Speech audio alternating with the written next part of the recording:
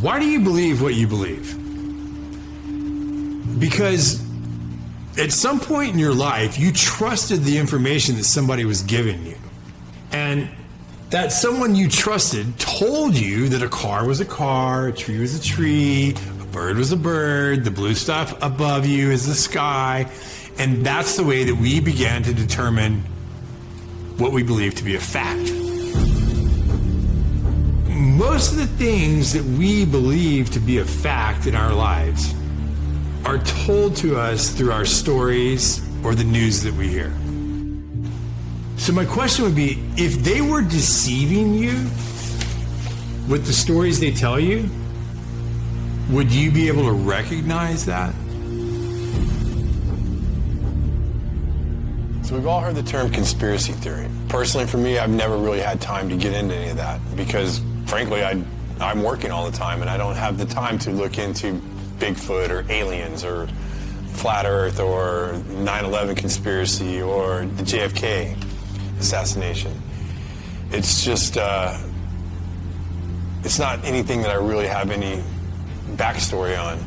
But the one thing that I do have a lot of backstory on, the one thing I do know a lot about is Hollywood. When you think about the entertainment industry, what comes to mind? Movies, TV, music, right? Let's talk about this entertainment. I've been observing you. What if this entertainment was more than just entertainment? Now in complete control! When you're driving home from work, what are you listening to? When you come home after a long day and turn on the TV, what do you see? The U.S. are bracing. Saying that they're one.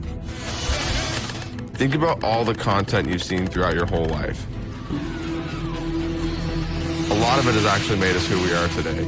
So you don't know what's really going on. Have you ever stopped for just a second, though, and questioned the content? Good morning, Vietnam! The only thing we consume more than content is air. But we actually think about the quality of the air we breathe. Maybe it's time to take a closer look at our content. And fear. Taxes. Our government's always controlled our content.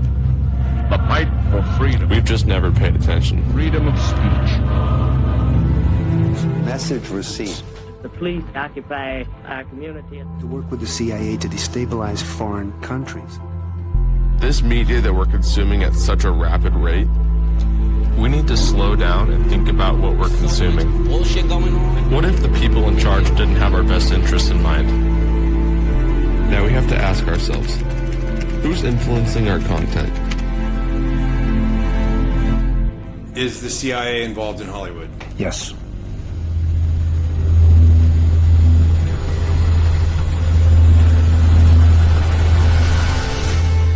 Guys, come ahead. I'm rolling. Go. That's good right there. He's picking up speed. Go, go, go.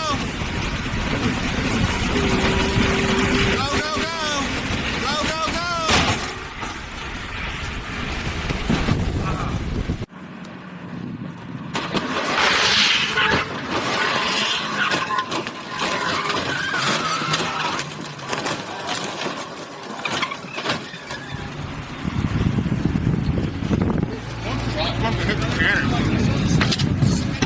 So for the past 28 years, I've probably had one of the coolest jobs in the world.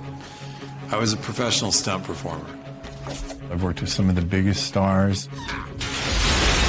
I've got to be Batman. I've got to be James Bond. I've won World Stunt Awards.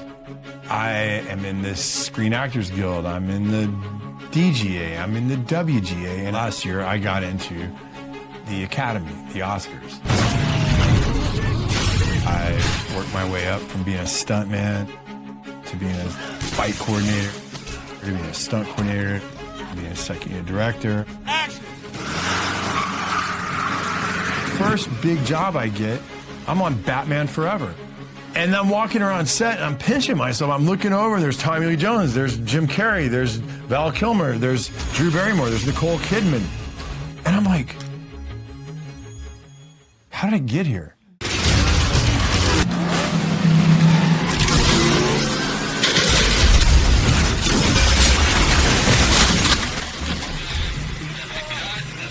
really say, I'm going to go be a stuntman. I wanted to go make movies. But being a stuntman was the easiest way for me to get into the business.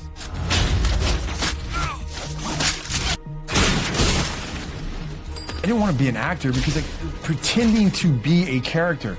Well, being a stuntman, I was that character. I was the guy behind the illusion, creating it for the guy who's on the screen.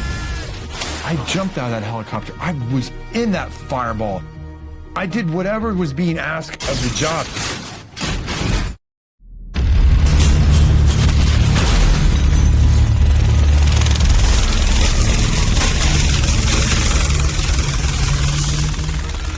I've had an amazing career, and I've had an amazing life. That's a cut. But in the system that exists today, as I get up the ladder, I realize it's not what people think it is. It's an illusion. It is a complete illusion.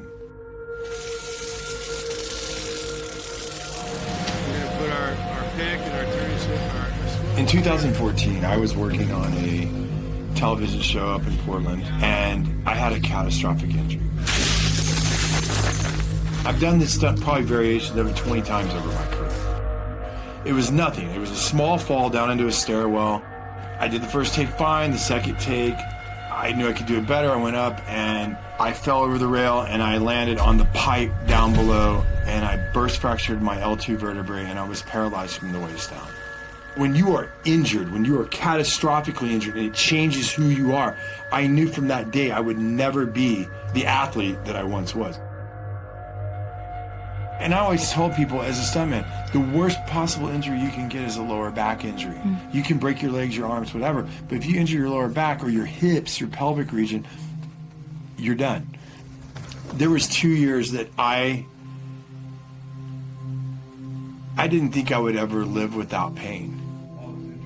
One of the issues I was dealing with at that time was I had lost the feeling, and I still have numbness in my thighs and on this half of my pelvic region.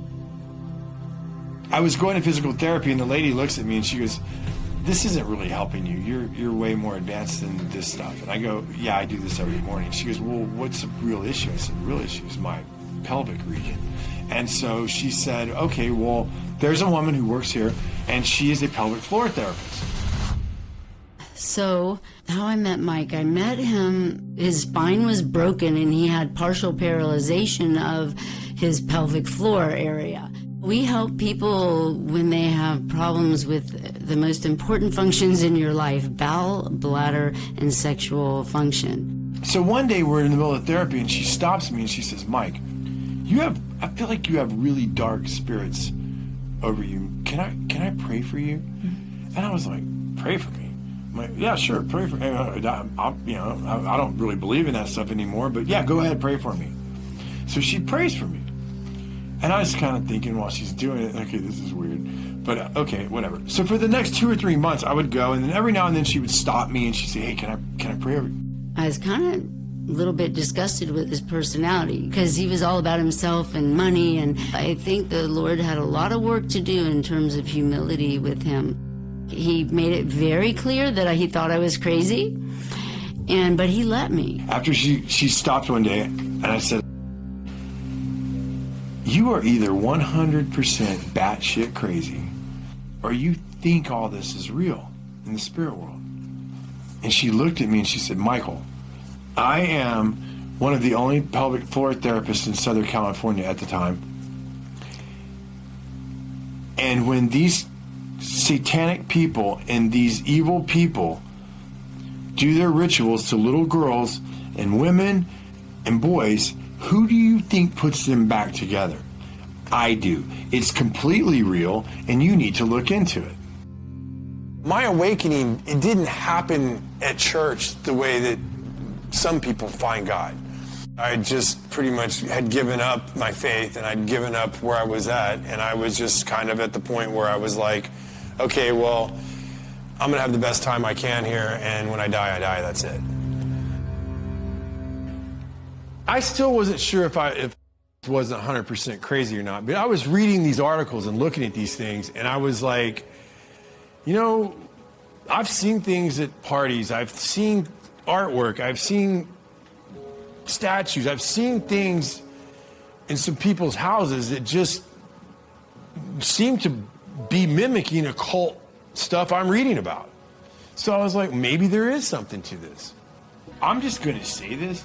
I didn't find God because I went to church. I found God because I realized that the Luciferian and the other side, the occult world, was real, and that I had been fooled for all these years, and I then got really scared. I got really scared because this was the first time in my life that I was having to question my own reality. Physically, I was crushed. I wasn't going to be who I was. And spiritually, I mean, if I'm being honest, I didn't know anything about being a Christian. I mean, really. And then professionally, everything that I knew about my career, I was starting to look at in a different way. I was starting to question my career in Hollywood from a different perspective. So at first, I got off of social media and I made an anonymous account. I started reading blogs, looking at articles. I started reading books. I started watching videos online. I just started searching for the truth, and I was finding accounts that were searching for the truth themselves. They weren't mainstream accounts. These were accounts online that I felt like were like me. They were just looking for what the truth was. I didn't believe I was getting the truth from CNN, MSNBC, Fox. I didn't believe any of them. I just wanted to read it, absorb it, and digest it, and trust what my gut told me I was reading. As I did my research, I began to understand there's a very small group of people that influence all the companies that we watch. So they used to call them the Big Six. But Disney just bought Fox, and Disney controls Marvel, and Disney owns Lucas Studios. So look at that giant audience right here. Say a small group of people control the narratives and the content that we all see on all the channels. It makes you feel like, oh, I have lots of choices, but you don't. Who's telling them what to put on those channels? Where does that lead? Tonight, the FBI is on the case, and they are warning big companies in America to protect their data after a big Hollywood studio got hit by hackers and several blockbuster movies ended up online. This is the first time the United States has accused a foreign government of a cyber attack against an American corporation. And this interested me because I worked over at Sony quite a bit during my career, and I actually had to get LifeLock during the Sony hack, so I was curious. I was like, what was this really about? Well, the narrative put out in the public was Seth Rogen and James Franco made a movie about North Korea. And so they were mad, and so they decided to hack Sony to teach them a lesson. That was a public narrative that went out, and that's what I was like, well, that makes sense. You know, I know Seth and I know James, and they're definitely pushed the envelope of comedy, and their sense of humor is definitely their own. And I thought to myself, okay, that makes sense. And now private emails are going public. It's a public relations disaster. But what I found really interesting as I examined the WikiLeaks documents was it showed that the heads of one of our biggest movie studios in America was in direct communication with very important people in our government. It didn't surprise me. I was like, okay, well, either they're friends or there's something more to it. So I never really thought about the government influencing our content or our stories. Could they be influencing our story and our content? Like, these were real questions that I never had asked myself. I just did the jobs. I went to work, I did my job, I did whatever was asked, and went home. Never thought about this stuff. So I was like, I don't really know anybody that can answer these questions. And I reached out to this guy who I'd been watching online. His name was Kevin Shipp. And for those of you who don't know who Kevin Shipp is, he's a CIA whistleblower. He worked in counterintelligence, and he served in many capacities in his tenure at the CIA. This is the big picture. An official television report to the nation from the United States Army. It was an OSS memo, the precursor to the CIA, where they were doing a study of the use of motion pictures in America as a means of psychological warfare. So it goes all the way back to pre-1947 when U.S. intelligence was using motion pictures to alter the thinking of Americans in the United States.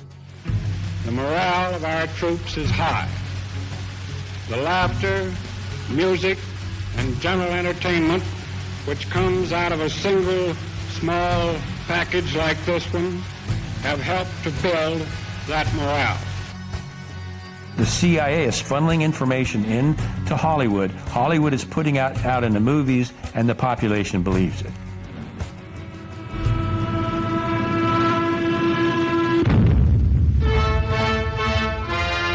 Taxes to bury the Axis.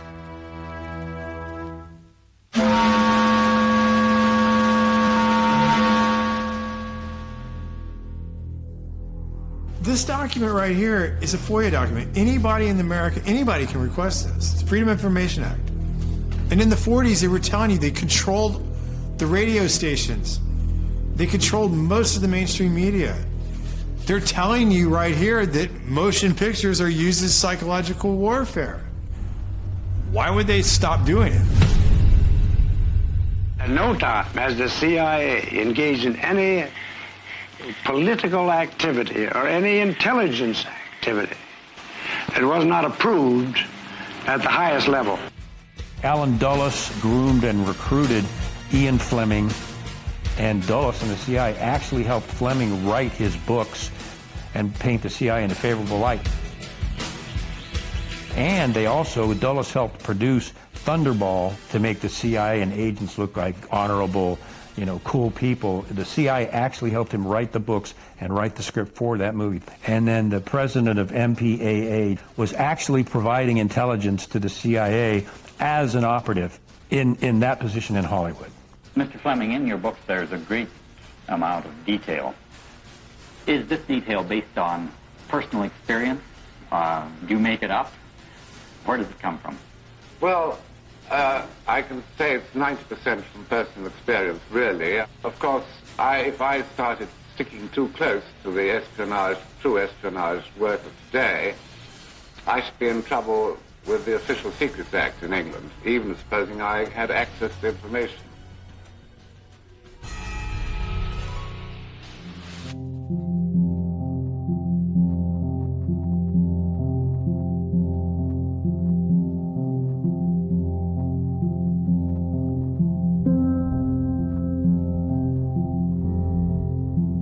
There's no question about the fact that Mockingbird is real.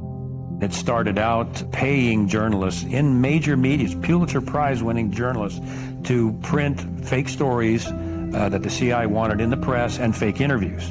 And this was revealed in the Church Committee. Do you have any people being paid by the CIA who are contributing to a major circulation American journal? We do have people who submit pieces to American journals. And of course, then the CIA destroyed the rest of the files, which is what they do. George H.W. Bush came out and finally made the statement about Mockingbird. Well, we're going to officially stop the Mockingbird program. The CIA will no longer pay journalists to write stories. From now on, the program is voluntary, which means Mockingbird continues today. When's the last time you've seen a mainstream media outlet do a serious investigative report on the actions of the CIA? There's a reason for that. This would mean that the CIA could manipulate the news in the United States by channeling it through some foreign country. And we're looking at that very carefully.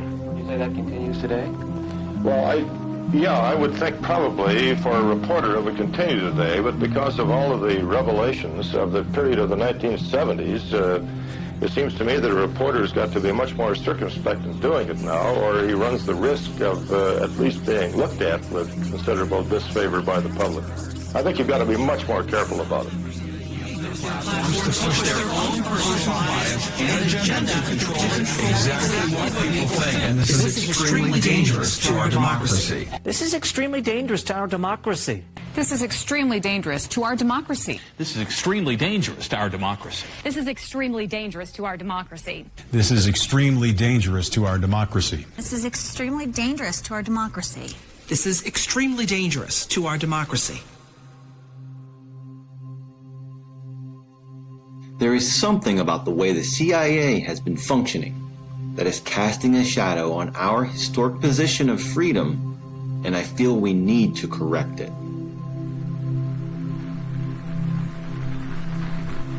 Senator Moynihan proposed a bill to dismantle the CIA. Thank you, Mr. President. Introduced it twice. The second time was 1995. Ironically, 1 year later in 1996, the CIA established the Entertainment Liaison Office, which was specifically penetrated into Hollywood, and Chase Brandon was actually co-wrote scripts. For example, The Recruit. We're looking for high horsepower, high energy, very competitive people who are driven by patriotism and a sense of wanting to serve a greater cause. I am recruiting you. Would I have to kill anyone? Would you like to? So the CIA was and is in Hollywood, was and is contributing to Hollywood productions and that manipulation. The Recruit. Nothing is what it seems. As I started to wake up, I never actually considered that the CIA had an office in Hollywood. And I'm like, well, I see this, I see that. And I started putting feelers out, like, does anybody else see this stuff?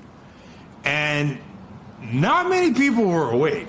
But the one person that I reached out to was an old colleague of mine, a friend of mine named Brad Martin. And Brad and I had similar careers. We worked our way up through the business together. And I'm like, hey, Brad, you've seen this, you've seen that? And he's like, yeah, for sure. And so that gave me strength. That gave me like, okay, well, I'm not alone in this deal. And I'm going to keep looking. Let me just say this. Brad's one of the greatest stuntmen I've ever met. Probably the best. I'm a very physically creative person. I've been doing action for movies for 26, 27 years. I excelled at the action aspect of it, at the physical aspect of doing the fights and doing the gymnastics and doing the falls and doing the driving. I trained really hard to become one of the top stuntmen in the business. I started becoming a fight coordinator, and then a stunt coordinator, and then an action director. Very few people have ever gotten to where I've gotten to, and I'm super proud of what I did.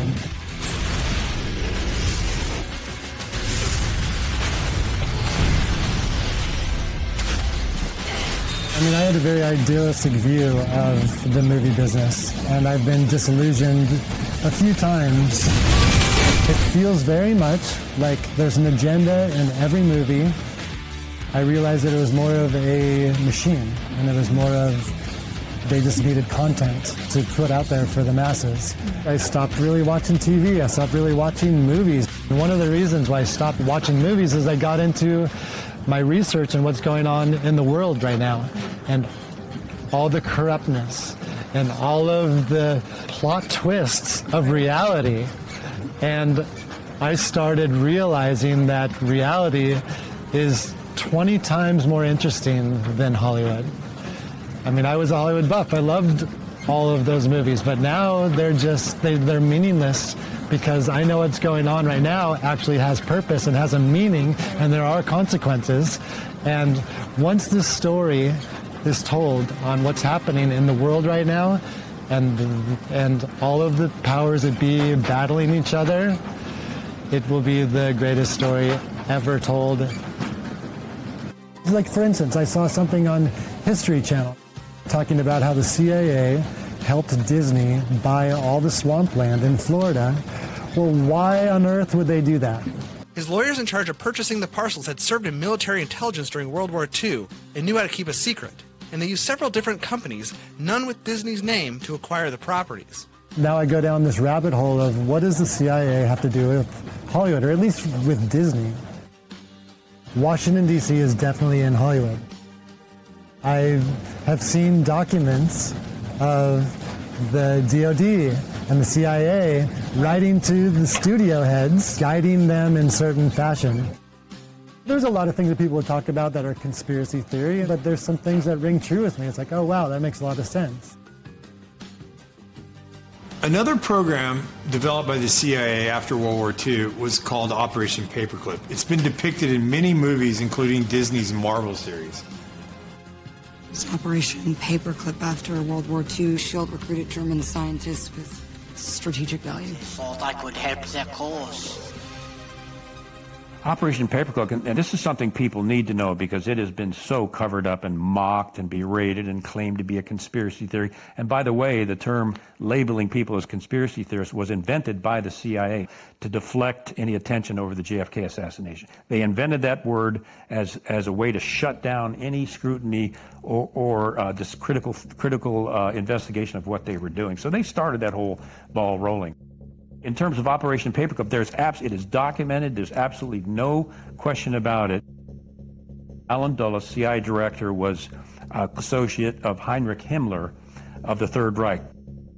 So what Dulles proceeded to do when the Third Reich was brought down was he secretly brought all of the top Nazi scientists into the U.S. He falsified their files that he gave to Harry Truman, making them look like there were no war crimes. They brought these Nazi scientists into the CIA to work for the CIA, and that includes the human experiments they conducted on Jewish men, women, and children, and the psychological studies that these Nazi scientists had done. The CIA was using their expertise for these programs through Operation Paperclip, and this was Nazi, much of it occult beliefs that the CIA adopted and actually put these people on their payroll. One of the programs that came out of Operation Paperclip was MKUltra. Now, MKUltra was a very complex program that dealt with human experiments and mind manipulation. As this 1952 CIA memo says, the aim is controlling an individual to the point where he will do our bidding against his will, and even against such fundamental laws of nature as self-preservation. In the Church Committee, MKUltra came out as an actual program of mind control using mental, physical, and sexual abuse and psychotropic drugs.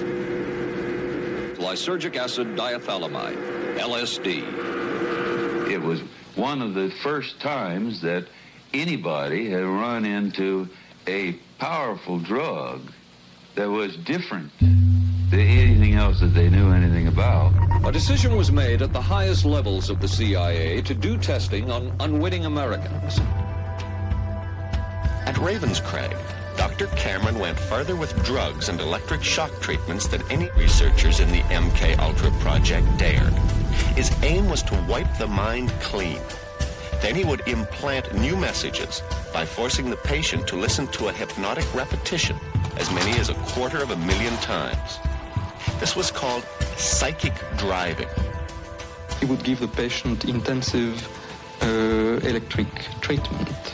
He would attempt to implant new ideas in the mind of the patient.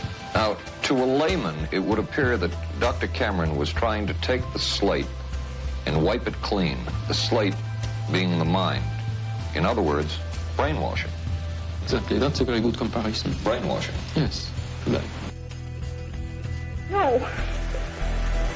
Good heavens. You're doing fine, just try to describe it. Oh, you don't know. You want to give yourself... You want to give yourself some Jacob. How do you feel inside? Inside? I'm really inside. Nobody explained it to me. Nobody ever asked me if I was willing to do it or anything. They put me on sleep treatment. And now they kept you asleep for 23 days. And while I was asleep, they were shocking the heck out of me with electric shocks and playing tapes.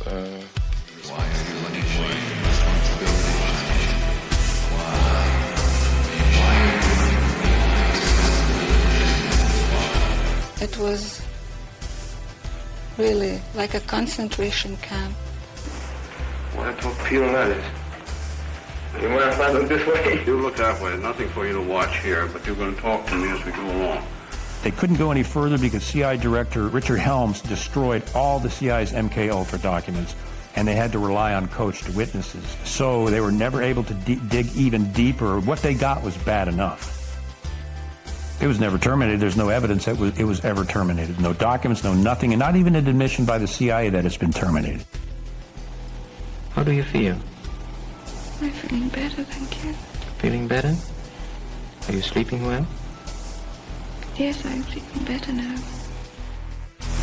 We could disable a whole city by putting a very small amount on a water supply. After all of these years of us, those of us who are involved in looking for this secret drug, this was the only thing that began to look for the first time like it might be something like that. So MK-Ultra was one of the hardest programs for me to wrap my head around because it's a lot of subset programs. And I was really surprised that Brad Martin knew about MK-Ultra. People think that research people are crazy for talking about MK-Ultra, mind control. Even if they acknowledge that existed, they go, oh, well, that ended in the 70s. That's a crock of shit. And perhaps the world's only hope of stopping a sinister assassination plot. The movie that I did involving that topic was Zoolander. The fashion industry has been behind every major political assassination over the last 200 years. I mean, at the time, I was making a comedy and I had no idea what I was involved with. But now looking back on the movie, I'm blown away at just the propaganda. Doesn't anyone notice this? I feel like I'm taking crazy pills! In a movie like Zoolander, when they're showing you that they're controlling Derek Zoolander's mind through mind control, you realize that they're trying to desensitize you and to make you think that what you're watching is fiction because it's in a comedy. Like a mass MK-Ultra now. Their purpose is to capture the minds of the people and feed them false history. The CIA is funneling information into Hollywood. Hollywood is putting out in the movies, and the population believes it. All right, so look, here's the deal. They have been desensitizing us since we were born, and I'll give you some examples. Let's start with the big one. Let's start with words we hear all the time and never even think about. Let's start with the word entertainment. To entertain. What does that mean? To bind or hold. To bind or hold what? An audience's attention. Okay, now let's take the word Hollywood. Where does that come from? Well, Hollywood comes from the holly tree. And the ancient Druids, back in the day, used to take the holly tree, make wands to weave spells, cast spells, or channel spells. And when they needed help, they would consult the Magi's or the mediums of the day to help channel their spells to the population. We'll cut to today. What do we have in our houses? We have these black boxes. What are they called? TVs. But if you stop and you say the word television, and when you turn on that television, what do you get? What's the first thing that pops up? A list of channels. And when you turn on those channels, what's on those channels? Programming. They are programming you. They've been programming your whole life. You don't even know it. They do it with your music. They do it with your TV. They do it with your movies. They do it with your games. They have been programming us and programming you since you were little, and you don't even know it because you don't even question it.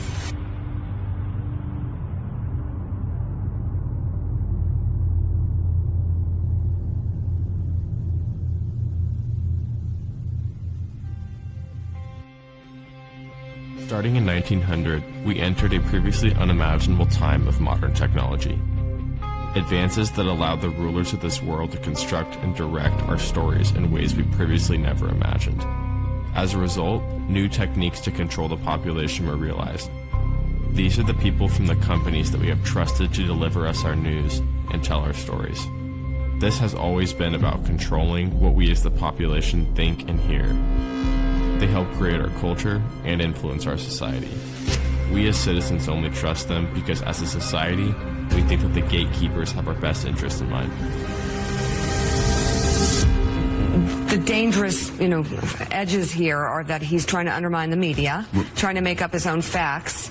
And it could be that while unemployment and the economy worsens, he could have undermined the messaging so much that he can actually control exactly what people think. And that is our job. That is our job. That is our job. Our job. As I was researching, I found that most of the early communication companies were developed for shipping or aviation. And a lot of the men that started these companies were commissioned by the military during World War I and World War II. Many of these men worked for the Army and Navy intelligence services, along with the OSS, which we know became the CIA. There were many examples of these men becoming the heads or founders of some of the biggest motion picture and media companies before and after their government or military service. I wanted to know how many of the media companies in today's world connected back to Washington. So I started looking. It was like a family tree. The connections between our government personnel and the media corporations was unbelievable. Google, Amazon, Netflix, Twitter, CNN, ABC. So what would happen if all these companies had the same political ideology or agenda? We as this population like to hear people confirm our confirmation biases. We like to hear people tell us that we're right. We don't like to be wrong. And we believe that the people on the media and the people that we're listening to have our best interests in mind. The problem is what if they don't? So if you stop and think about it, they can place any agenda on the population that they choose. I think that Hollywood is teaching bad morals to the youth of this country as well as adults. Desensitizing of violence to the masses. You can't deny that. My kids have seen so many people get killed in very violent ways. 3 times as much gun violence now. And the sex that's in PG-13 movies. Why? Every Disney movie, there's a major character, usually a parent, that gets killed. Trauma to the child. Why? It's so horrible. What a bad story. Why do you need to start a story with a parent dying? Always. It's so sad. Under MK Ultra, they experimented on children. We were even taught this in psychophysiology program that if you get to a child between ages 1 and 6 or 1 or 8, especially with sexual abuse or sexual trauma, you will split their personality and they will be imprinted the rest of their life. And many times that results in split personalities and dissociative behavior and other things. These occult topics are being introduced to our kids, and most parents aren't even aware of it.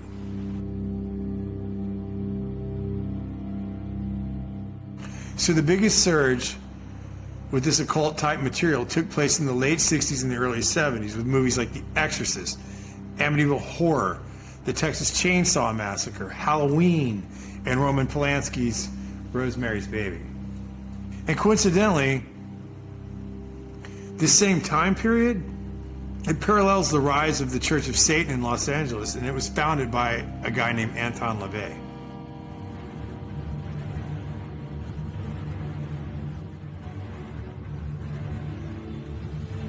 So it started. When I was a police officer, we had cases of satanic cults right in Arlington, Virginia. Those have been around for decades. They're in the high schools, they're in the colleges, they're in the government, and they're in Hollywood. I got to meet people like Sammy Davis and that kind of shit. Sammy told me he worshiped the devil. Sammy was like, Satan is as powerful as God. And I was like, what the fuck are you talking about? He says, why do you think there's so much anger in the world and killing and murder and Satan? And he saw my reaction to it, and he kind of lightened up on it. And he was like, the downtown is dark, and it's the candles on the table, and Sammy's face over the candle. Satan is as powerful as God.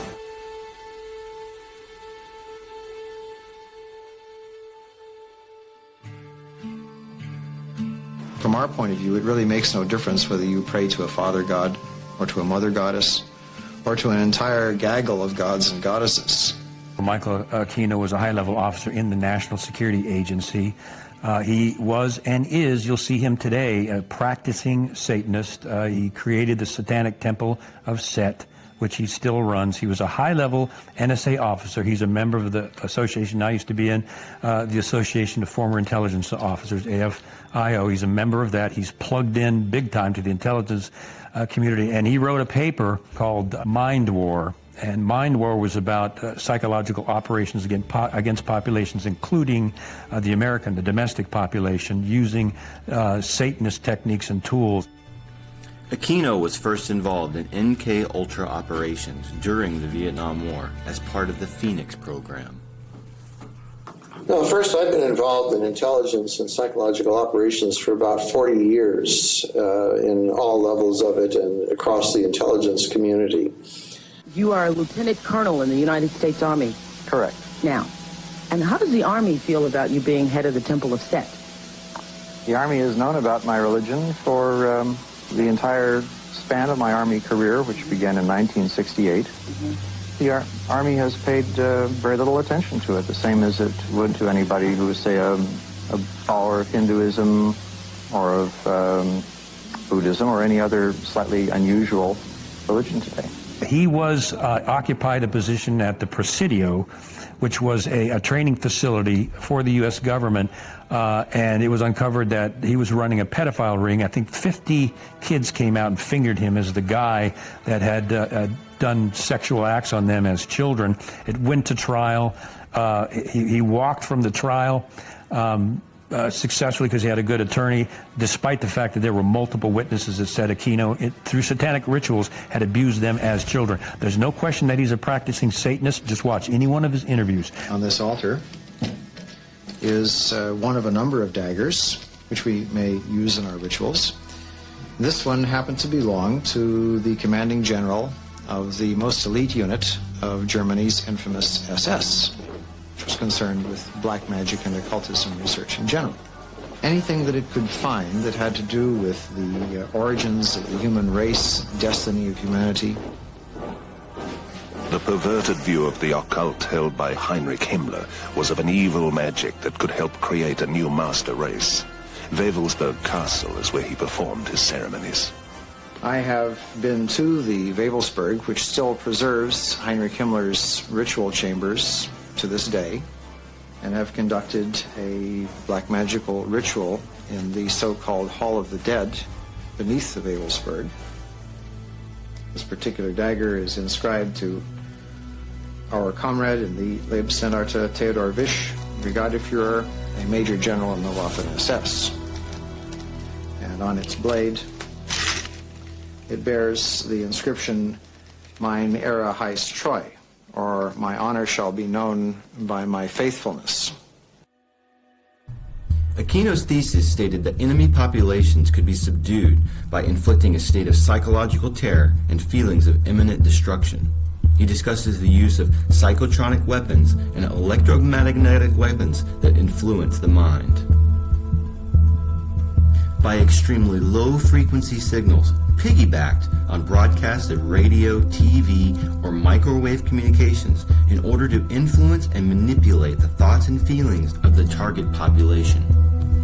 These ongoing MK-Ultra operations are functioning as a counterinsurgency and infiltration operation aimed at destabilizing the United States and other industrialized nations.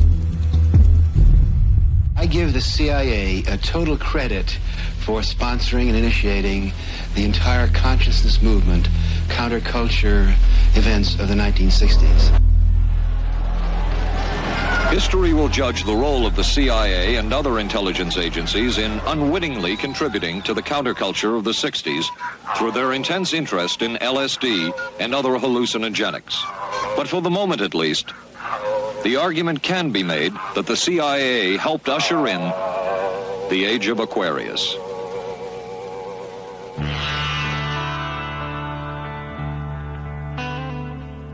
Laurel Canyon was the epitome of the summer of love. I mean, we saw the possibility of the way we could live. It's odd because in Laurel Canyon, so many of the soon-to-be stars there, their parents were in either the military-industrial complex or intelligence or the Pentagon. In Frank Zappa's case, His dad was working at Edgewood Arsenal, where they were doing biochem studies, psychotropic, and exposing U.S. troops to VX nerve gas and other things. The family kept gas masks in their house. He grew up with that in case there was an accident. And Edgewood Arsenal was doing very similar, related MK Ultra projects on U.S. troops. The Gulf of Tonkin is another prime example. The commander of the Gulf Fleet in the Gulf of Tonkin, his son was Jim Morrison. They claimed the USS Maddox was attacked by Vietnamese vessels. It was never attacked. As a matter of fact, they put ghost ships on the radar to make it look like they were Vietnamese ships. The Maddox was never attacked. It was an actual, literal false flag to enable the U.S. to declare war on Vietnam. So Jim Morrison's dad was involved in the false flag of the Gulf of Tonkin. After talking to Kevin, I started looking into Laurel Canyon. I drove down Laurel Canyon to Hollywood almost daily when I first moved out there, and I never knew that there was an old Air Force base called Lookout Mountain U.S. Air Force Base at the top of Laurel Canyon. And what's funny is, if you do the history of it, it's owned today by a guy named Jared Leto. Another tactic developed out of the MK Ultra project was the use of compromise and control via honeypots. The decision was made to do testing on unwitting victims. It was decided they should be on the fringes of society because they were most vulnerable. We did quite a study of prostitutes and their behavior. How do you take a woman who is willing to use her body to get money out of a guy to get him to talk about things which are much more important, like state secrets? We learned a lot about human nature in the bedroom. We started to pick up knowledge that could be used in operations. There would be victims in all of this. As one agency memo says, we have no answer to the moral question.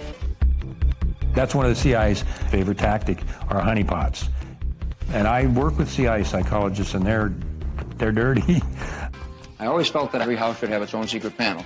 Mm-hmm. Oh, I see. You lift this up. Mm-hmm. This is a trap door. Opens up and looks into the cave, or what time is called the Wu Grotto. Oh, boy.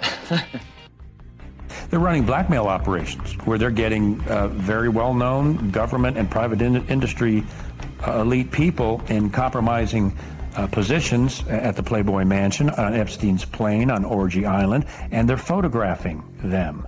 And after that, it's like Congressman so-and-so or CEO so-and-so.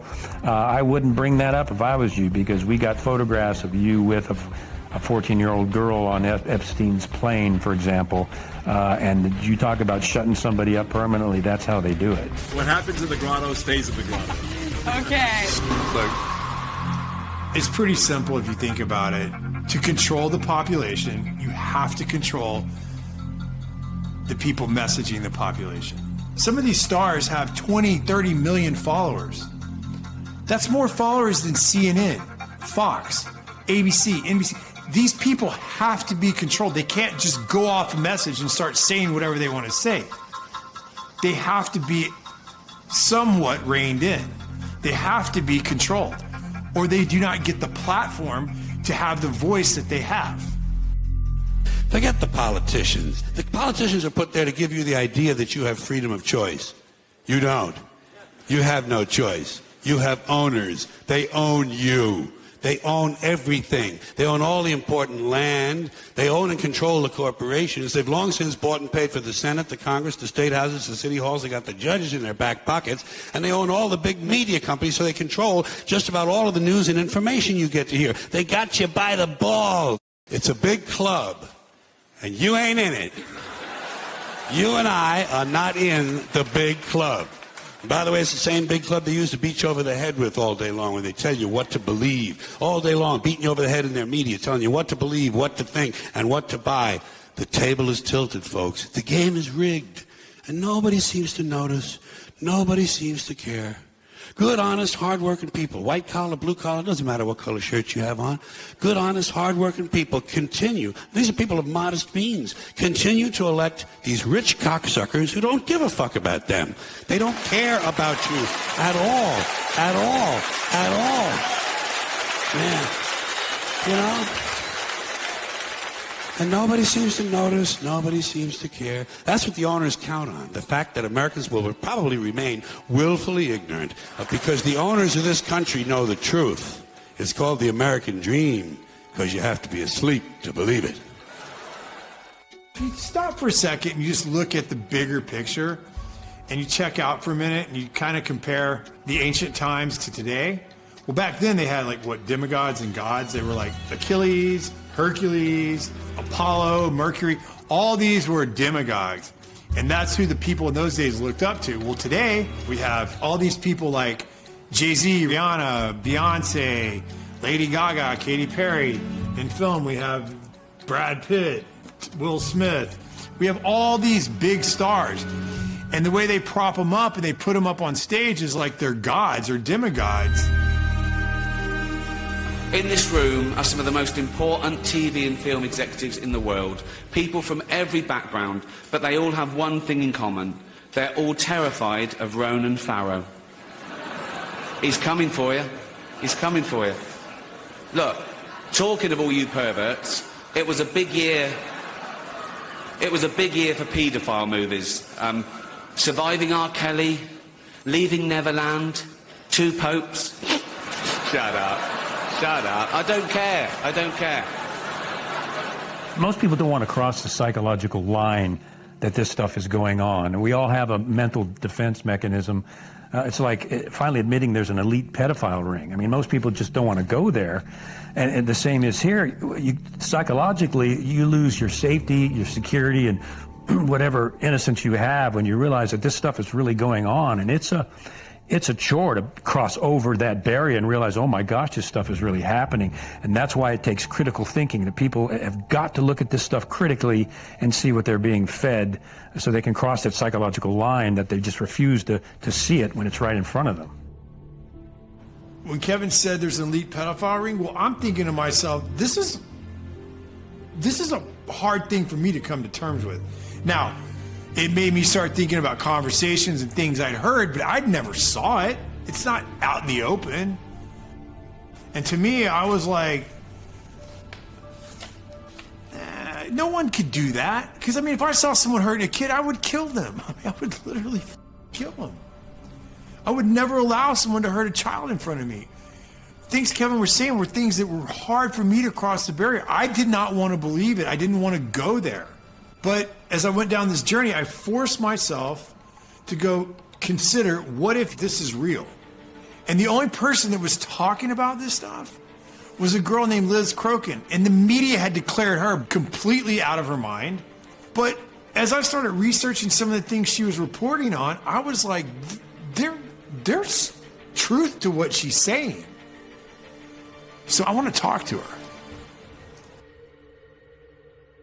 I started working in journalism at a very young age. I got my first job working for Fox Chicago at about the age of 17 years old. At the University of Iowa, I studied political science and journalism. One semester, I interned for Bill O'Reilly at Fox News Channel. My last year in college, I interned for the State Department's White House reporter, and that placed me reporting in the White House every single day for a few months. I went on to work for the Chicago Tribune, and my first boss there told me that everything that I should get should be checked over and over and over again and verified to death. That's how I was trained, and that's what a true, honest journalist does.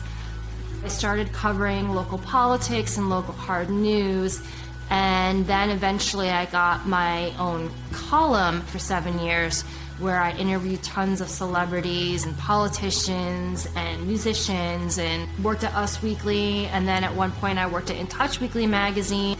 But then in 2015, I felt the need to get back into covering hard news, and in early 2016 I started working for Town Hall, and then eventually I started working for the New York Observer and broke a lot of election-related stories. I worked in media for over 2 decades, and I never had any issues. I was very well respected. I basically was embraced by the mainstream media until I started reporting on Pizzagate.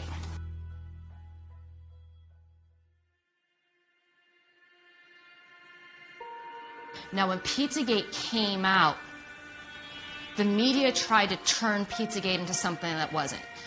Surprises of the presidential campaign was the explosion of fake news on the internet. 28-year-old Edgar Welch was arrested in Washington Sunday afternoon outside Comet Ping Pong, a popular family pizza parlor. D.C. police say Welch fired at least one round into the restaurant floor with an AR-15 rifle like this one on his Facebook page. No one was injured. Someone on Twitter, whose name remains unverified but has several thousand followers, posted that new emails found on Anthony Weiner's computer confirmed that Hillary Clinton was involved in a pedophilia ring. The rumor spread, inspiring some newfound internet sleuths to start digging around in John Podesta's hacked emails, searching for proof and location of the so-called sex ring. In those emails, they are absolutely littered with code words. And many of these code words are food words, such as pizza.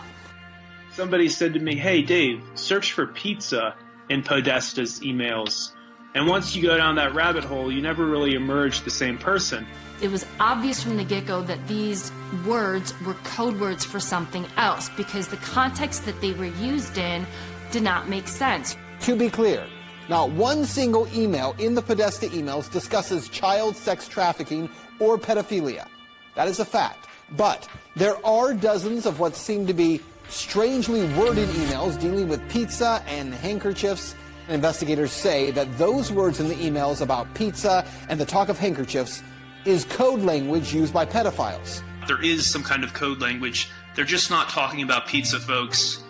Who phrases that? Who blocks out an hour of time to eat a slice of pizza? You can get a service for a half an hour, you can get a massage for a half an hour, but you can't get food for a half an hour. It just absolutely makes no sense. There's other ones like, the realtor found a handkerchief. I think it has a map that seems pizza related. And another one is, Obama spent $65,000 flying in pizza and hot dogs from Chicago. Are we using the same channels? Pizza is a well-known pedophile code word that actually has been used by law enforcement to arrest online sexual predators of children. And there's been multiple arrests that have been made by law enforcement of pedophiles trying to solicit children by using the pedophile code word pizza.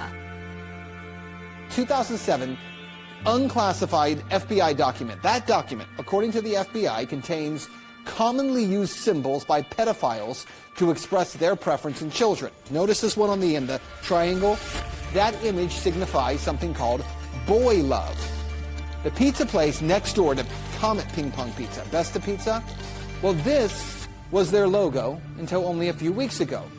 People don't know that because the mainstream media refuses to cover it. The entire mainstream media redefined what Pizzagate was to make it sound ridiculous and less believable. And then they had people like Megyn Kelly come in, interview James Alefantis, didn't ask him any challenging questions. A conspiracy theory that even the DC police say has no basis in fact. She didn't ask him any questions about the pictures of children on his Instagram page looking abused, being sexualized. She didn't ask him about the pedophile talk. So the whole mainstream media painted him as this poor victim, as this person that was innocent, that was just victimized, as something that wasn't true. But just his Instagram page alone should have been enough for authorities to look into him. Investigators have already proven there's nothing to the story, right? Well, actually, no. And that's what you need to know. For all that is here, there has not been one single public investigation of any of this. Not from local police, not from the FBI, no one. And that has to be the big question. Not for Podesta or for pizza parlor owners, but for law enforcement. Based on what may be or may not be here, the big question is, why hasn't any investigation taken place? This is insane. So many people in the mainstream media have said Pizzagate is a conspiracy theory. Pizzagate has been debunked. It has not been debunked. If it's been debunked, explain the code words. No one to this day, including John Podesta himself, can explain the code words in his emails. Hey, John Podesta, can you please explain why you have children rented for entertainment for your adult hot tub parties? No one has ever explained why John Podesta has literal pedophile and cannibalism paintings all over his office and his home. Tony Podesta too. And then you look into the Spirit cooking dinners, and you look into Marina Abramovic, who's the one that was conducting the Spirit cooking dinners. Why are they going to Spirit cooking dinners? Why are they sacrificing chickens to Moloch in their backyard? This isn't my words. This is their words. This is in their emails. I'd be willing to debate anyone who thinks that Pizzagate has been debunked. You asked me when how am I getting additional briefings? That was the first and last time I talked. So October 9th is the last time you have heard from the FBI at all? Yes. You have not got an update on the investigation to your personal email? That is correct. So not only did the mainstream media lie to you about Pizzagate, they actually told you that it was illegal to read John Podesta's emails on WikiLeaks. Chris Cuomo, with a straight face on CNN, looked into the cameras and said, it's illegal for you to read John Podesta's emails. Also interesting is, remember, it's illegal to possess these stolen documents. It's different for the media. So everything you learn about this, you're learning from us. That's how scared they are of those emails, and that's how explosive the content in those emails are. That they felt the need that they had to tell you you could not read those emails, and if you do, you might get arrested. Lie. It's different for the media. So everything you learn about this, you're learning from us. People that blow the whistle on elite pedophiles tend to have accidents, and a lot of those people have died mysteriously. NBC News has learned that disgraced financier Jeffrey Epstein is dead. Epstein took his own life while he was behind bars. There's absolutely no excuse for this. What happened here, to me, is mind-boggling. The guy was a high-risk prisoner, wasn't he? I mean, he's a guy that there are probably 50 very important people that have a motive to kill him. We don't even know who they are. It's true. But we know there are some people that are in a lot of trouble because of Epstein. They know who they are. His flight logs contain names of some of the biggest, most famous, and most powerful people on the planet. Members of the royal family, Prince Andrew, models like Naomi Campbell, famous actors like Kevin Spacey, Bill Clinton on those flight logs over 25 times. Hillary Clinton, she's also been to the islands. So the bigger question is, how many people that went on his private jet, that went to his private island, that went to his massive ranch in New Mexico, were also involved in the rape, torture, and trafficking of children? It hides in plain sight. Epstein was hiding in plain sight. We all knew about him. We all knew what he was doing. But we had no one that was, no legal aspect that would go after him. They were afraid of him. For whatever reason, they were afraid of him. And the amazing thing about Cindy McCain is that her husband was a senator. She was on a board with the governor of Texas. She knew about Jeffrey Epstein. She did nothing. And her organization, the role of her organization is supposed to be to stop people like Jeffrey Epstein. They all knew. They did nothing about it. When Ricky Gervais said at the Golden Globes, you're all friends with Jeffrey Epstein, he wasn't lying. So in the end, he obviously didn't kill himself, just like Jeffrey Epstein. Shut up.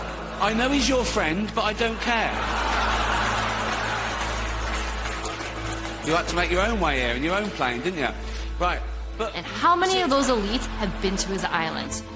Not only is the mainstream media complicit, I would argue that there are accessories in the crimes against children. She told me everything. She had pictures. She had everything. She was in hiding for 12 years. We convinced her to come out. We convinced her to talk to us. It was unbelievable what we had. Clinton, we had everything. I tried for 3 years to get it on to no avail, and now it's all coming out, and it's like these new revelations, and I freaking had all of it. I'm so pissed right now. Like, every day I get more and more pissed because I'm just like, oh my God, what we had was unreal. Brad Edwards, the attorney, 3 years ago, saying there will come a day when we will realize Jeffrey Epstein was the most prolific pedophile this country has ever known. And I had it all 3 years ago.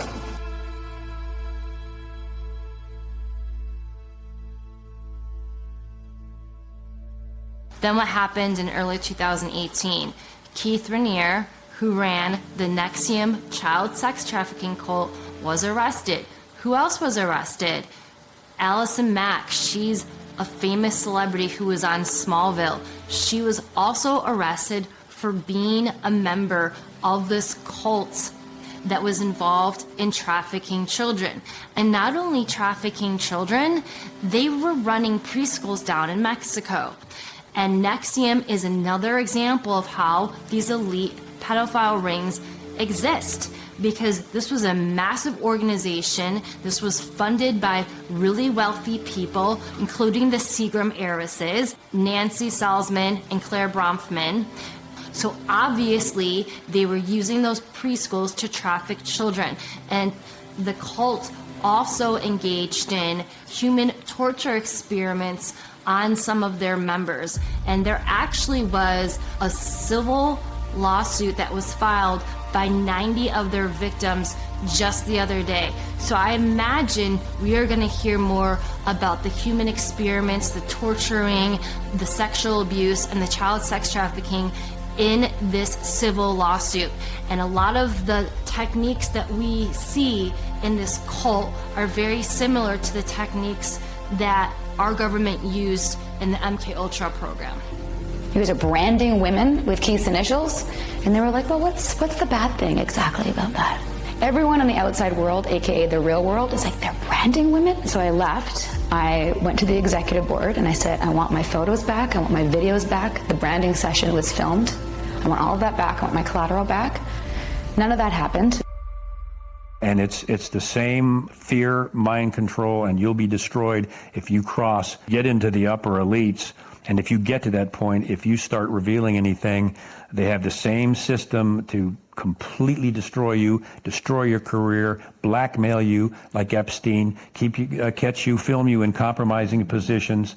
And this goes both within Hollywood and celebrities and some of the elite, and it also goes on in Congress and the Senate. And if they even insinuate that they're going to reveal some of these things, they're done. A lot of people here tonight felt like they lost. You know why? Because y'all been lied to. Google lied to you. Google. Facebook lied to you.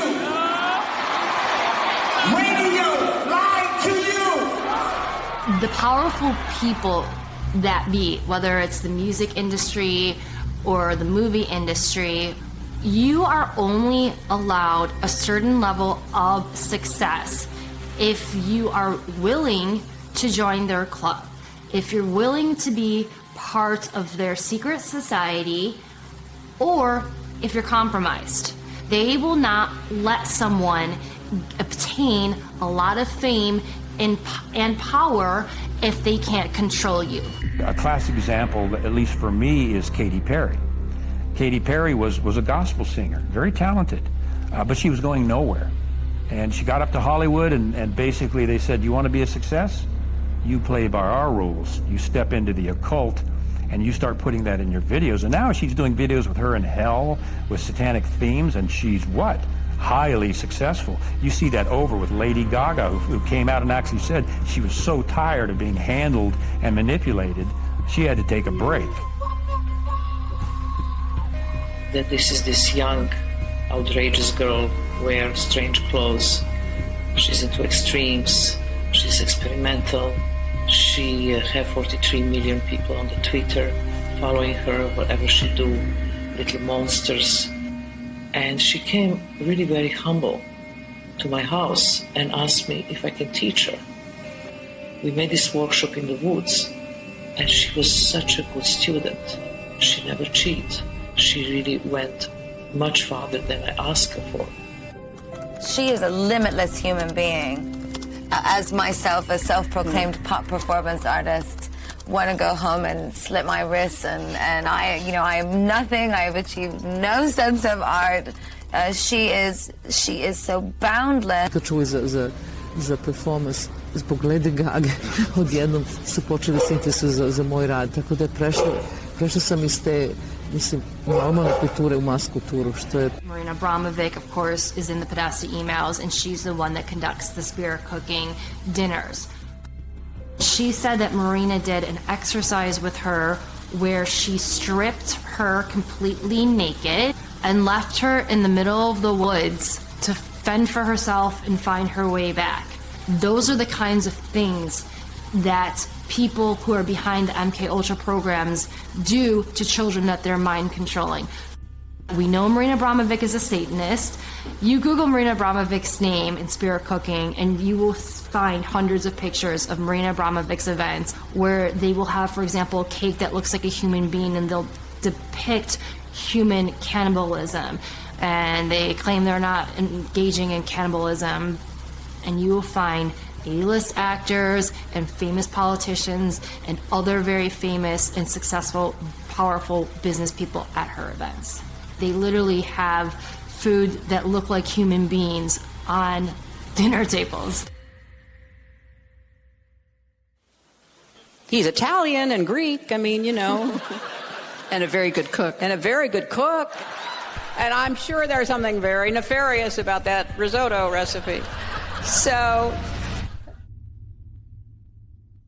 After I started researching the cult, I learned that Satanists believe that they have to reveal who they are in some way, shape, or form. So that is why we see a lot of these occult members in Hollywood constantly flaunting symbolism. We see the pyramid, the Illuminati pyramid a lot. We see the evil one eye constantly. It's always on the cover of magazines. We see these are supposed to be the 666 devil symbols. We constantly see those symbols. We also see pedophile symbols, the swirl or the triangle within a triangle. I guarantee this wasn't his purse. And we also see a lot of these members of the cult go on their social media and they talk about raping children. They talk about worshiping Satan. And people write it off as a joke. But they're not joking. I don't care if you're a major comedian. You can't tell me that's funny because there is no joke about raping children that's funny. You don't know what that is. I have no idea. You don't know. Jimmy Fallon doesn't know. David Letterman doesn't know. We don't know. All the comics and show business don't know what this is. It takes guts to put out a film that does this because no one's done it up until now. But when that's done and people see these facts and they say, my gosh, I didn't know that. I didn't know that about the Gulf of Tonkin. I didn't know that about the Vietnam War. My gosh. And they go in, they check it out, and it's all true. And now they're seeing the dots. And a good film will teach them how to practice critical thinking, to analyze what you're watching. If we can get people to analyze what they're watching, we've crossed a huge hurdle. Because once they start analyzing it, they're going to see the dots, and typically the dots will connect themselves. Liz Crokin put herself so far out in front that she was mocked. She was laughed at. She was called crazy. Well, let me ask you a question. For all those people that did that to Liz, does she seem so crazy now? When you put all of those facts together and you use critical thinking, you realize this stuff is real. There's not one smoking gun. There's many small smoking guns that you have to piece together, and you have to use critical thinking to understand this stuff is real. So again, the bigger question is, now that Jeffrey Epstein's been exposed and he's allegedly dead, how many of his friends that were frequent visitors on his sex trafficking islands were also involved in the rape, torture, and trafficking of children? And that's what Pizzagate is.